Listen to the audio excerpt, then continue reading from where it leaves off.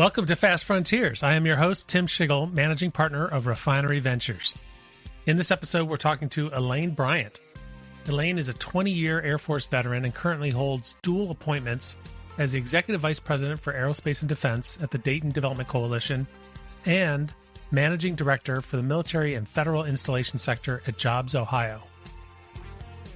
In this episode, we're going to dive into how economic development activity relates to the military, as well as research initiatives like the Air Force Research Lab, which are a treasure trove of uncommercialized technologies. The biggest theme, or so what I hope you take away from this episode, is that there is so much innovation available, you just need to know where to look. Our military has invested countless dollars in technology. There's so much to discover and cultivate in our own backyard. So let's go window shopping. Please enjoy my conversation with Elaine Bryant.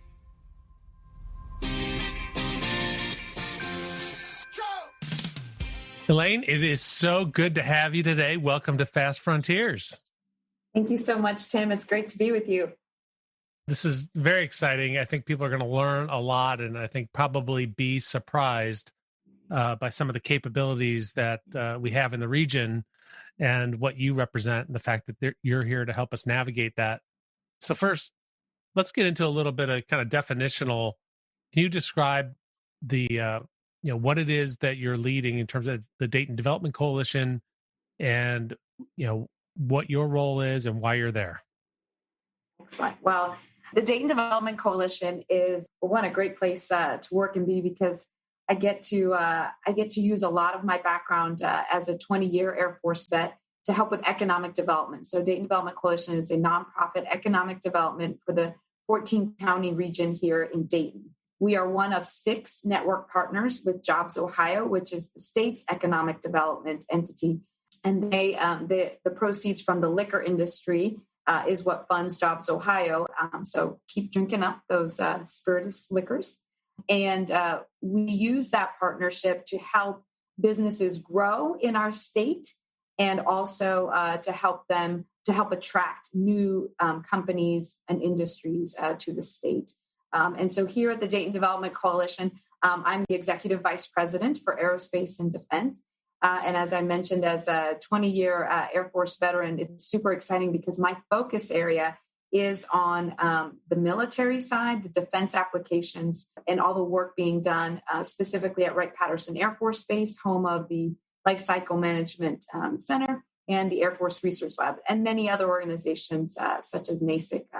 I've worked in all of those, and it's just really fun to be able to partner that private side with the defense side in order to help accomplish our national security objectives. So people wonder, well, how does economic development relate to the military? How can you bring those two together? Well, the industries, the companies, the partners outside of Wright-Patterson Air Force Base, and frankly across the country, right, in the world, all those industry partners are the ones that actually help to accomplish the mission that is being directed by the Department of Defense. And so I tell folks I live and breathe Wright-Patterson Air Force Base, and just anything to help continuing to grow that mission. I will also add that as of March of 2020, I'm also dual-hatted. So I'm also the Managing Director for the Military and Federal Installation Sector at JobsOhio. So what I do here regionally in the Dayton region, I also do statewide.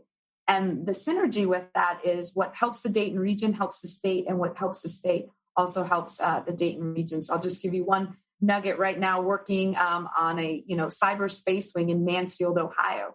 So again, that's outside of my DDC region, but I'm working across the state to do what I do for Wright-Pat, for all of our military installations, and also for NASA. So between everything that's around Wright-Pat and the supply chain, as you mentioned, all the other partners, and then down through the corridor down to GE aircraft engines in Cincinnati, the scale and amount of talent and capabilities would probably surprise people. Can you share any offhand kind of just some stats in terms of the size and scope of what goes on in terms of people or dollars or companies? Absolutely. So the talent here in Dayton and frankly in the state, as we're looking at, at a new information wing in Mansfield, looking at the numbers of the talent, the students that are graduating with the STEM degrees, with the right certifications.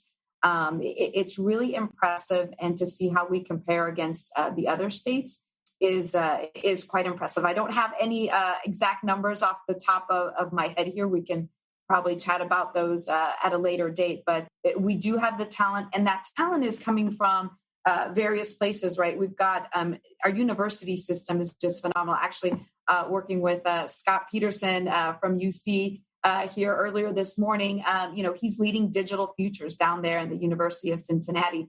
That's creating a pipeline of students that have been working on real applications. These aren't just made up by professor projects for the students. They are real applications and things that are going to be delivered right to the Army, to the DoD. So Digital Futures is doing an amazing job with that out of Cincinnati. And then that pipeline of students, what we want to do is we want to show them all the opportunities that are here in Ohio, whether it is working somewhere on Right Path or if it's working for one of those companies, industry partners, or those new entrepreneur ventures that are standing up to support those needs. So that's really exciting. And UC is definitely a key player there, as some of the other universities in our region. I remember in a meeting I had up at Right Pat a few years ago with AFRL, Air Force Research Labs, which is headquartered there, right? And the number was something on the order of $300 million a year in research. So you think of the major research universities, but didn't necessarily realize that AFRL right there, $300 million a year. And the next surprising thing was they were very interested in commercialization. They were very aware that there's a lot of technology that they develop, fundamental technology that could be applied commercially. And they're very interested in seeing that happen. However, it still hasn't been happening nearly to the extent that it could be. So it's amazing. As an entrepreneur, my mind was, I'm like, oh my gosh, this is like going on a shopping spree, right? You can go through here and find all sorts of great things, data related, gadget related, whatever you could imagine. So that might be surprising to some people, right? So can you share a little bit about kind of the motivation there and to what extent that's of interest to the federal government? Absolutely. So, I grew up in aerospace engineering, and I had my tour there at the Air Force Research Labs.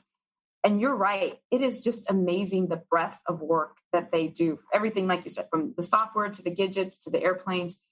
What is surprising to people is that they're not just doing it for defense applications, right? So when you think of national security, we're talking about our economy. We're not just talking about, I know the viewer or the listeners can't see my F-35 behind me on my wall, but they're not just talking about the fighter jets and dropping bombs and the weapon systems, right? Our national security is our country's ability to be able to, be safe, secure it, and all those things. And if our economy is vulnerable, then that presents that national security risk. So in looking at the projects and the work that the Air Force Research Lab does is they're very much interested in commercial viability, because those are the things that are going to be, if they're started, at the labs, they're researched on, and then we have partnerships at the universities, partnerships with industry partners, then we can transition that technology to them and let them go and commercialize it. Let them make it part of the economy. Let's work on manufacturing techniques to keep cost of manufacturing down. So instead of shipping all these technologies to be manufactured overseas or in China, let's keep that manufacturing here on our home base, so that we don't experience some of the things we saw with, over the past year with the coronavirus, the production of PPE and different, things that we needed. A lot of those things were being done offshore. So we really want to, reshoring is definitely important, but we want to keep it here. We don't want it to leave shore to begin with. And so that is very critical to the Department of Defense, to the Air Force Research Lab. The second piece of that is we want these companies that take that transition. Say you have a company who's going to transition a technology, and it is just military use. that starts to limit that company's ability for profitability if for some reason the Air Force decides they no longer want that platform, or a new technology comes along and maybe they haven't been, doing their R&D there. So by the labs and the Air Force looking at the dual use, right, the commercialization piece, you're allowing companies to be more viable, to have multiple sets of customers and not be reliant just on the Department of Defense for their work. It also brings down cost to the Department of Defense. So, of course, that's in their interest as well. So it seems very simple. And, even looking back to my days when I was at the lab, I wish we did more of it. But the system isn't really set up in that simplistic of ways in terms of that transition piece. That is the piece we've struggled with, is taking the technologies, transitioning them, making them commercially viable, and then transforming them in terms of application if it's needed for a military use. Yeah, the something that I see a lot and talk about, I see a lot of research institutions from Carnegie Mellon, Case Western, Cincinnati, Dayton, Air Force Research Lab. There's so much there. And if you think about this as a marketplace, that's all inventory, right? That's all the supply. And the demand side are, in my mind, imagine the demand side are the entrepreneurs that know how to take fundamental technology and apply it commercially and potentially dual use commercially, as well as, in federal or military applications. That's a marketplace that's still kind of nascent. It barely exists. And there's just this massive supply. So one, it helps, I think, just to think that way for entrepreneurs to understand that there is this capability for them, and to be successful. It's my theory is it likely has to be driven on the demand side, right? We need the entrepreneurs. We need more entrepreneurs pulling stuff out of the labs and applying it. And that's what happens all over Silicon Valley, right? There's entrepreneurs that they call window shoppers, who are walking around Stanford and they're pulling things out of Stanford. Stanford doesn't have to do any work. They don't have to publish databases. They don't have to market what their labs are working on. They don't have to do any of that stuff, right? Because the window shoppers are finding them. So how can we foster more innovation and attract more of these entrepreneur window shoppers to come in and work with you and your groups to find, great, exciting new technologies and capabilities that are yet to be commercialized? Well, first off, Tim, I wrote that down, window shoppers. I hadn't heard that used in terms of technology and entrepreneurs. So I'm going to use that, if you don't mind, for future discussions. Great, great analogy though, because one of the things, it's that pulling, right, is pulling it out of the labs that I think we've struggled with. But I think, first off, we need partnerships, right? These, and we have them in the labs, but partnerships with those entrepreneurs. I think we have lots of partnerships with universities and some other folks, but I think we need to increase the partnerships with those window shoppers and allow them to see what we do. Now, AFWorks has started to do that, right? So AFWorks is the Air Force's innovation unit. If the listeners are familiar with DIU, that's the Department of Defense Innovation Unit. So AFWorks was stood up, and it's gone through a couple evolutions. And I think they're at a point where they're maybe setting up a shop for some window shoppers. But it has to be in close collaboration with AFRL. And now that they're part of the AFRL team, I think that's going to start to happen, and we're going to see more of it. The biggest example is Agility Prime. So that's a little bit where AFRL and the Air Force is going out and seeing what the entrepreneurs are already doing in that commercial market, but maybe set up something similar where it's how you're saying, the window shoppers, where people can see what those technologies are.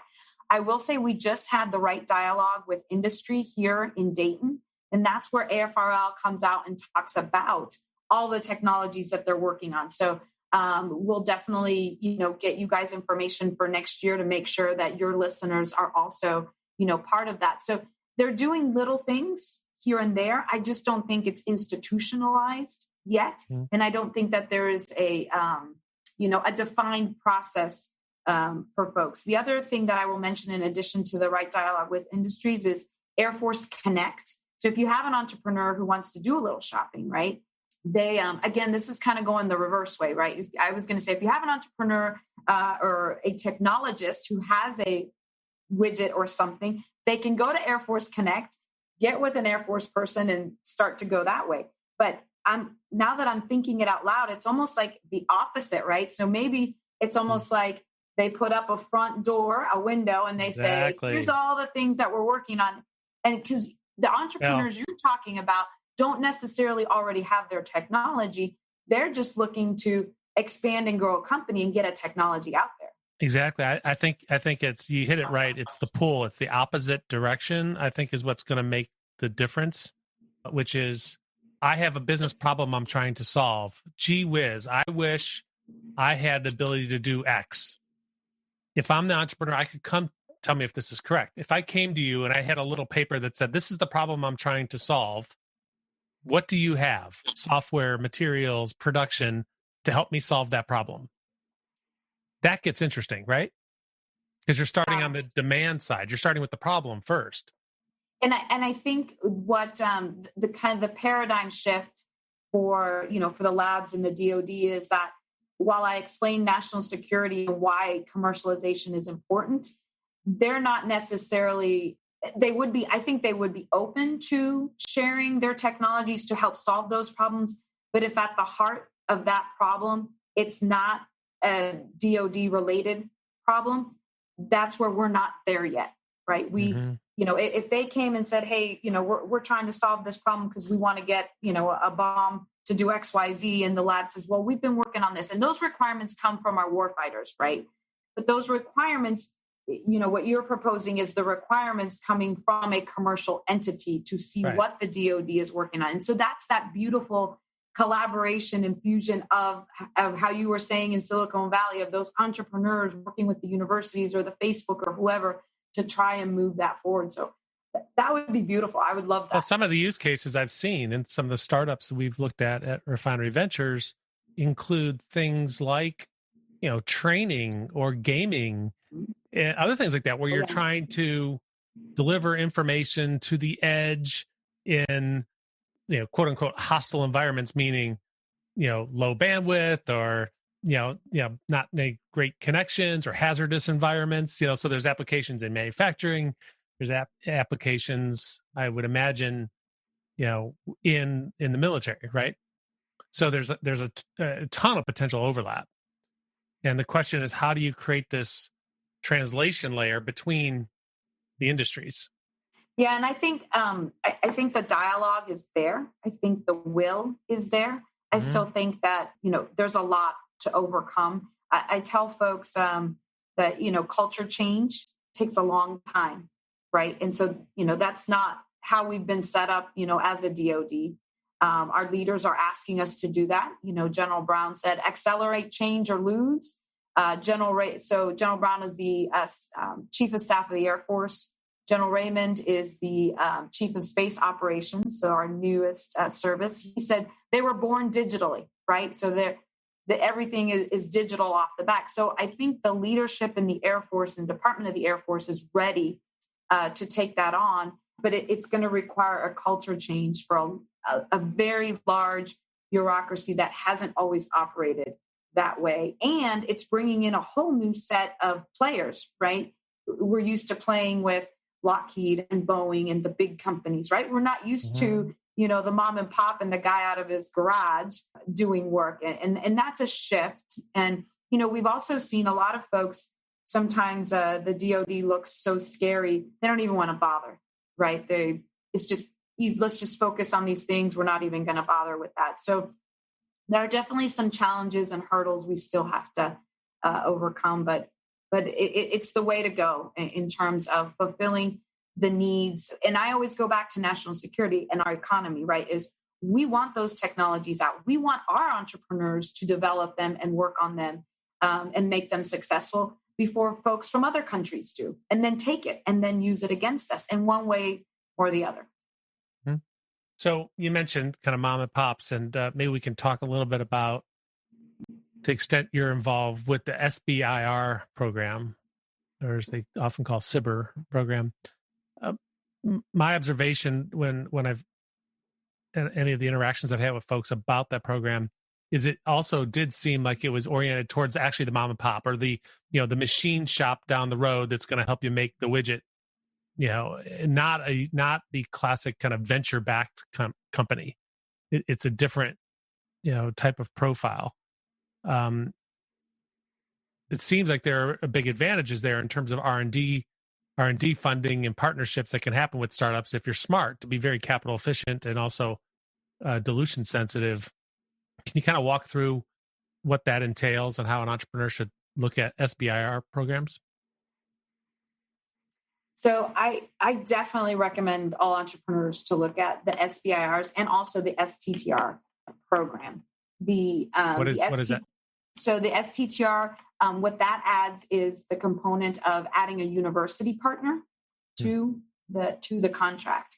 And so both of those programs, I think they're a stepping stone. It helps companies get their foot in the door. It helps them to start to dialogue with the right people inside of the DoD. Now with AFWorks at the helm of that, I think that we're opening the aperture to small businesses and entrepreneurs or startups who are now realizing and gaining venture capitalist investments, right? So traditionally when I was a captain in the lab, we did SBIRs all the time, but I would have never heard of, or we wouldn't have talked about, hey, does that, do they have some venture capital backing, or, what is their growth? So now we're thinking about that. We're talking about it because, and this better than I do, Tim, when you're going to invest in a company, you want to know, well, who else is interested? Who else is backing them, right? What are their credentials? What's their history? So now if you get this company who's done work with the Air Force, you're, on the outside, your ears might perk up a little bit more because now they have their foot in the door for that. And then, so that might lead to some capital investment there. So now with the Air Force and through AFWorks and the SBIR program is they're looking at larger dollar investments, so the SBIR programs are a lower dollar amounts. Now they're looking to do some larger investments with companies that can show that they have venture capital backing them. And so that's those are all things that are in work and that they're working on right now. And I think that's a win-win for the entrepreneur, the Air Force, and the venture capitalist investors, because as I said, that gives you that nudge, like, yes, they're working with the Air Force, so they get a little more investment. And then when they get a little more investment, then the Air Force puts a little bit more down. So from a entrepreneur and venture perspective, the commodity that is the most limited for us that we think about is time, not money. Money is sort of the easy part, right? Time is the one that kills you. And so typically when you think of interfacing with the government, federal government, you think, I don't have time, right? What does that process look like, and how is that changing or improving?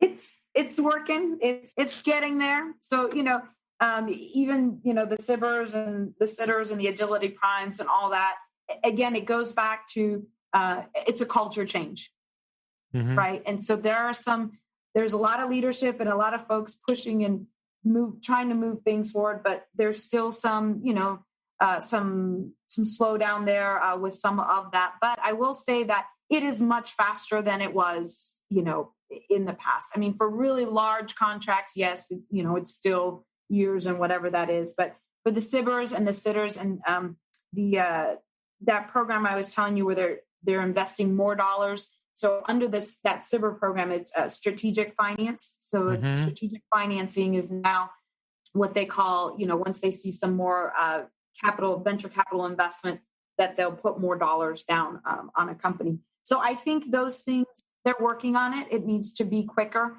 As you mentioned, time is of the essence, and the entrepreneurs don't have, every minute is probably way more money than we realize sometimes on the inside.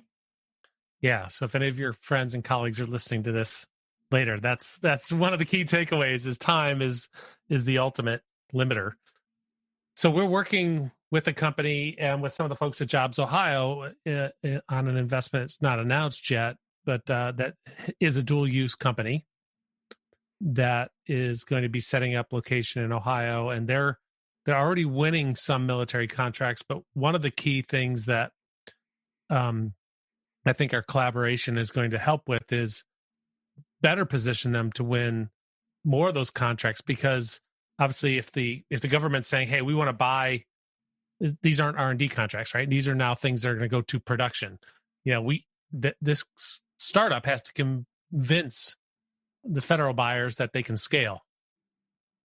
And that to me seems like a great example of working with you and your groups to say, hey, look, we want to be able to develop this partnership. So when we are bidding on some of these contracts, we show that we have the partnerships and the capabilities to help us in that scaling.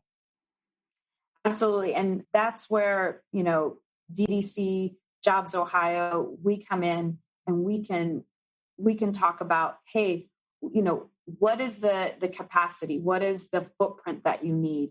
What are your goals? What does that first production run look like? And help you find the right place, and then also find the right suppliers and partners in that space, because no one can do it all alone, right? You need the supplier base, which is here, and having that proximity to the buyers right here at Wright-Patterson Air Force Base is also key. I mean, when these program managers have to go all the way across the country and they're all right here out at Wright-Patterson Air Force Base. They have to do a lot of traveling. Your company will have a lot more visibility, a lot more visits and interaction when you have your program manager down the road, right here in Ohio. Having the suppliers, the supplier base that we have here in Ohio, I'm sure your listeners know, number 1 and 2 for the big dogs there in aerospace. So that is very, very important to have that proximity factor. And then just going back to, helping the company set up what they need and those partnerships. So it's not just suppliers, but who are also the thought leaders in that space or in that technology that, I call it collaborative competition. These companies may be in that space and maybe they have some ideas that they've been working on.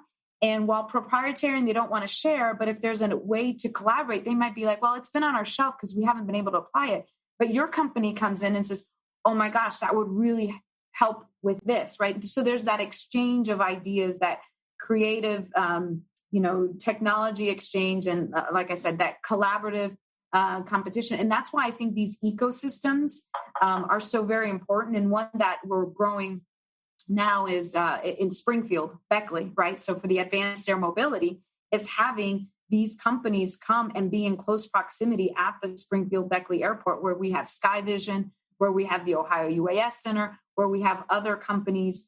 Right now, we're on docket to have 4 of the major, advanced air mobilities companies researching and working there, right? So that's where that exchange comes in that ecosystem. So it's really exciting. Wow. And in current news, there's been a lot more in terms of space and private space, obviously with Jeff Bezos and Richard Branson, et cetera. So I would imagine, and I'm seeing it as well, so other space-oriented technologies and startups that are coming, people that are coming out of SpaceX, starting their own companies.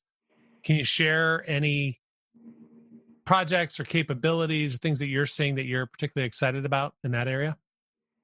Sure. So, with my JobsOhio hat on, I love to brag about NASA. So I was a little Puerto Rican girl who wanted to be the first one on the moon.